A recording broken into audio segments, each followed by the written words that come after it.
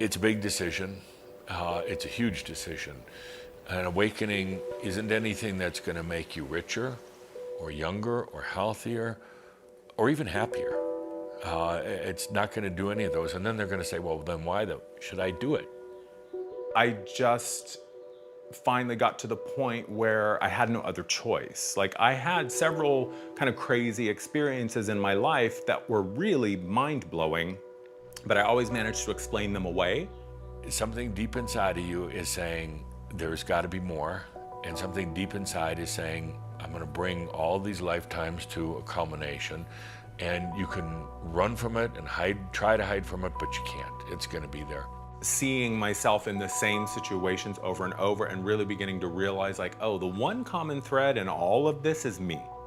Not everyone can be an asshole. It's not necessarily a choice that you're making. It's a choice that you've made already on a very deep level. And then they're going to say, but what do I get out of this? And probably that answer would be sovereignty. You can't unring that bell. Once I accept that I am the creator of everything, whether it's from my human perspective or my creator self perspective, it's still me, and I am the creator of all of it.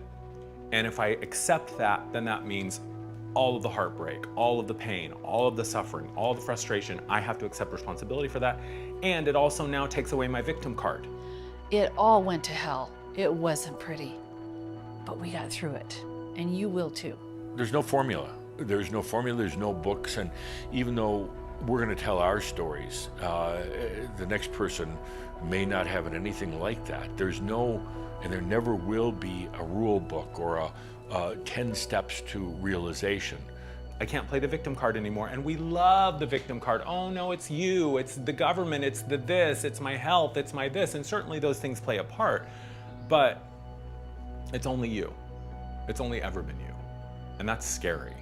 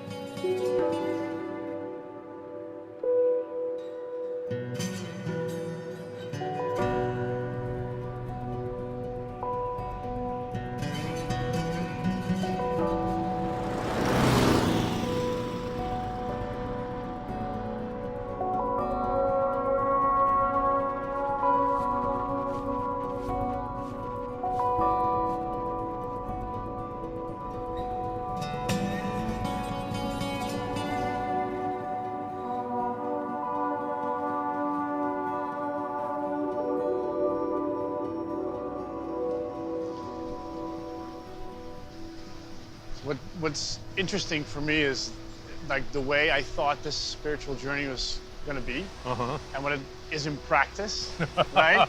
It's a totally different ball game. But when you start the journey, you're so convinced that it is this way. Yeah.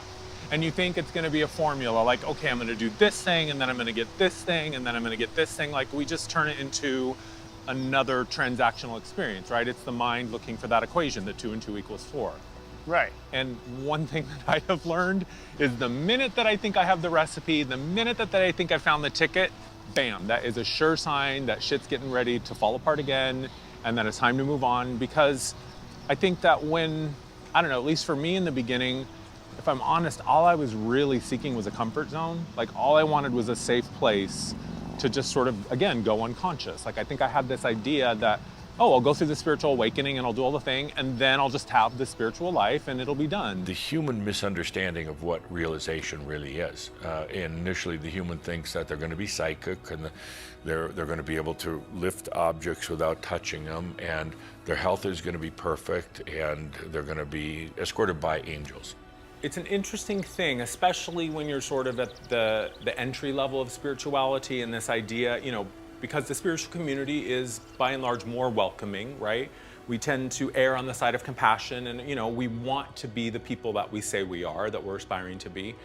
But I find that there's still just as much dogma, right? If you don't change your name to broccoli moon angel wing and only eat these things on these days and wear this and say, you're somehow not spiritual, as if anyone can tell you about your personal relationship with the divine. That's pretty much always the place they start, is somewhere else, whether it's God, whether it's Buddha or Hinduism or there's many paths to spirit. And it really begins with the understanding or the sense that there's something more to life than what you see. And we all have to go through that. I think a lot of it, it reminds me of when I was a kid and when I was 14, 15 years old, and I got really into being goth. So I was dyeing my hair black and piercing my nose, and everything I wore was black, and it was my identity that I had chosen for myself. And I went through the same thing in my spiritual journey was, so now I'm spiritual. So I buy these things and I burn these things and I say these things and I have these cards and now look at me, I'm spiritual. But I'm still unhappy. I'm still lost. I'm still frustrated. I still have no idea what the purpose of any of this is. But it's always outside. And part of the reason for that is because the human feels so less than, so unworthy, so unable to meet the expectations of what one feels life should be. And so someone out there must have the answer. If anybody, whether it's from the religious pulpit or the spiritual drum circle, if anybody is telling you that you have to do these certain things in order to be spiritual, as if it's some club that you are granted access to, no, you can't not be spiritual. You are spiritual when you are doing whatever it is, because you are spirit. You are that divine spark in form. So everything you're doing is spiritual. Well, there's a number of reasons. First of all, because of the brutality of post-awakening, and you can defer it for a while with some of the crystal ceremonies and sweat lodges and everything else. But you're also learning things at that time. You're learning sensitivity, how to feel. You're learning that there is something beyond. Matt Kahn talks about it as a journey of the ego disguised as a journey of spirit. And I think there's a quote from the Family Guy or somebody that says, standing in a garage doesn't make you a car, right? Like putting on all of this spiritual accoutrement doesn't make me anything other than what I already am or, am not. But I think it's a start, right? If at least I'm aware that there's something else and I begin to direct my life in a new direction, that's a beginning. And now it's really about allowing that new relationship with energy. It wants to serve me, but I found 1,000,001 ways to let it, to block that and to manipulate it. And it's allowing these changes in my body. And there's some days my body is just, it either hurts or it feels so foreign or unusual. And it's about allowing that, because I'm reorienting towards energy. I'm not going out there anymore for it. It's all coming from within. That's a huge step.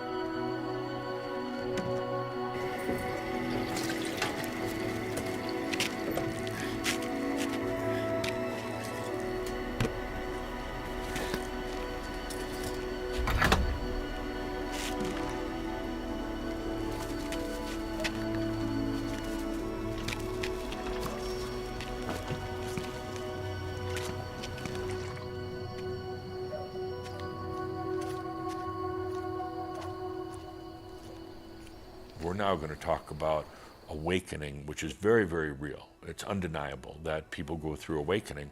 But then we're going to talk about after awakening. Awakening isn't enlightenment. It's the beginning of the path, and the hardest part. The path is the hardest part.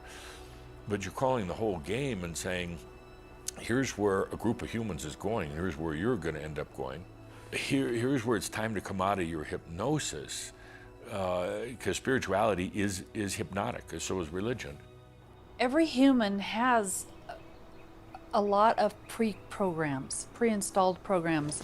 The religions they grew up in, the gender they carry, the identity they carry in whatever different way, all of these make up who they are. But if you look at it from a broader perspective, every single identification or pre-program is a limitation. What this journey is about is removing the limitations, because really, as angelic beings, we came to Earth to dive into limitation. An amazing actor will immerse themselves in a role and just go method and live it as much as they can, but if they're not leaving that at the stage door or on the set or whatever when it's a wrap, that's when it becomes a problem. So have your story, live your story. It's certainly not denying your human element and your experience. You need that. And that's why we came to a physical plane, so we could have a physical experience. If I didn't need the experience of, being in this humanness for my own growth and evolution, I wouldn't have chosen it. And here's a time where there's no gurus, there's no instant healing methods, there's no programs or guidelines that are going to take you into this. Here's a time to get real with yourself. It's one sentence in an entire paragraph, so don't get so attached to it and believe that that's all there is, and leave it behind. When it suits you, go, okay, I'm done with that story for now. I'm just going to push pause on that and go meditate or take a walk or take a nap or take a bath, and I can come back to that. I think in many ways, it's about learning how to manage yourself. And are you going to allow it? Realization or enlightenment is natural. It will happen sooner or later. It's nothing that you can actually work at. And that goes in the face of a lot of the spiritual teachings of the past. Just have your experience. And yeah, there's going to be that. People don't like their dogma challenged. And I find that there is this sort of weird thing in the spiritual community where it creates this space where people can sort of hide from their trauma and pain because, oh, look at me, I'm a unicorn. Oh, I'm a fairy. No, you're not. You may have unicorn consciousness. You may have an aspect of your soul that is in the fairy realm, but you're human. And you came here to have a human experience. And that requires you to feel what you feel. And that requires you to, honor what you know and who you are. And you can't escape that. You can't. It's going to happen. Now, how do you want it to happen? And I would tell somebody going into awakening, you will get distracted. And that's okay. It's part of the journey, part of the experience. And kind of it's good story, It makes great stories. I mean, if you just went straight from awakening and you were really just focused and diligent and suddenly you're in mastery, I mean, what stories would you have to tell?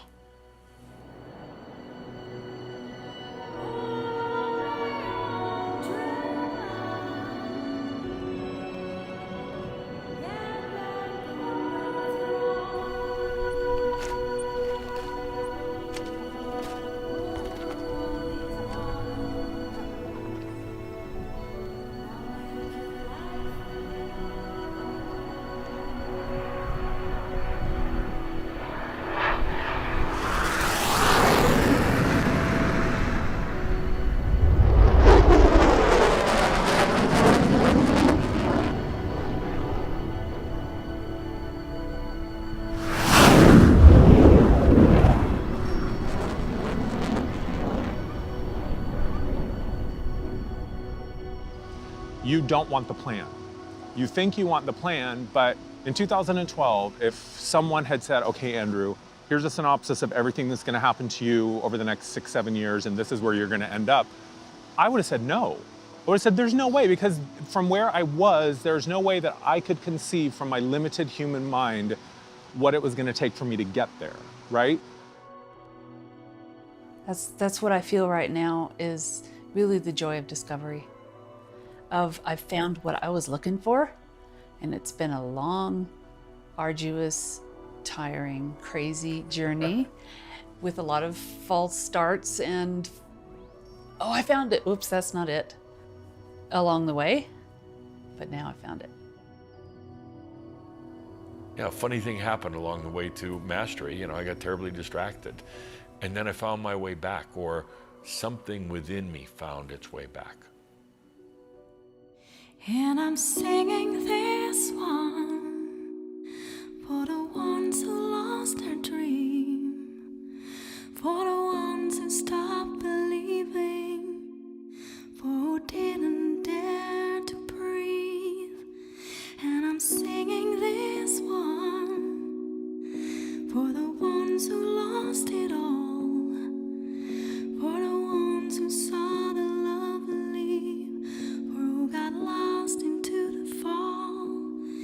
Hail your story, hail your games, hail your choices and all your ways.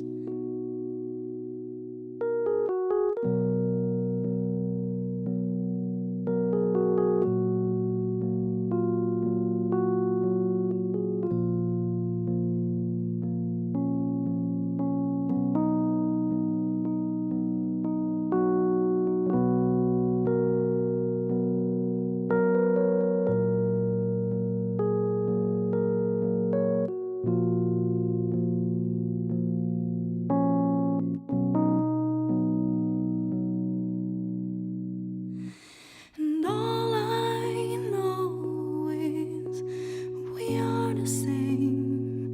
We are the same. We are the same. And all I know is we are the same. We are the same. Hey. Are you guys on the road to enlightenment? Is that where you're going?